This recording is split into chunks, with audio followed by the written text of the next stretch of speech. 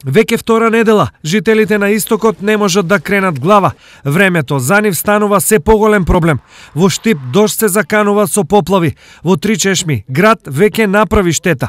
Брегалница е на опасно високо ниво, па за Новосело да не му се повтори лани, локалната самоуправа веќе е на штрек. Стапивме во контакт и со Центарот за управување со кризи, меѓутоа и Дирекцијата за заштита и спасување, територијалната противпожарна единица. При контактот со Дирекцијата за заштита и спасување ги замоливме да обезбедат вреки кои што ќе бидат наполнети со песок и кој ќе биде искористен евентуално при изливи на речното корито, онаму каде што ќе се покаже како најпотребно тоа. Опасноста е резултат на најврнежливиот април, но и почеток на мај во последните 100 години.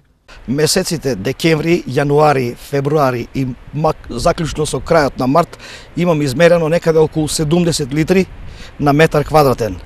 При крајот на март тамо 28 и овие цел април и последните денови имам измерено некаде околу 220 литри на метар квадратен.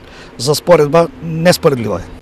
Сепак, од утринава во Штип е без дожд, што создаде услови за постепено намалување на нивото на брегалница од синоќашните 290 сантиметри на сегашните 264. Иако намалено, ова ниво е и понатаму опасно високо и место за опуштеност нема. Секој поголема висина од 250 е критична. Опасност од поплави, освен во Штипско Новосело, има и кај Излетово, каде нивото на реката е 80 сантиметри, а во Беровско од 28 сантиметри пред 2 дена, сега брегалница е со водостој од 56 сантиметри.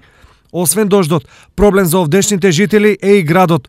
Тој најсилно синоќа удри во Тричешми кај Штип, правејќи штета на овошките и градинарските култури. Едно 5-10 минути тоа земјата е побеле. Значи што имаше се избута доле на земја. Доста пакост направи. Праските што беа врз возарниците на земјата ми беа. Те се вали ги се смете. Кај си од ораси што имам у дворо, имам некои лозанки од нив исто така, гледам и во што има малку на лозата и на неа има паднато од лоза. Сега почнало да заврзе, нели? И се викам ти паднало. Големите количини вода и градот за овдешните земјоделци се вовед во лоша сезона, а за жителите за повисоки цени на пазарот и помал квалитет на овошјето и зеленчукот.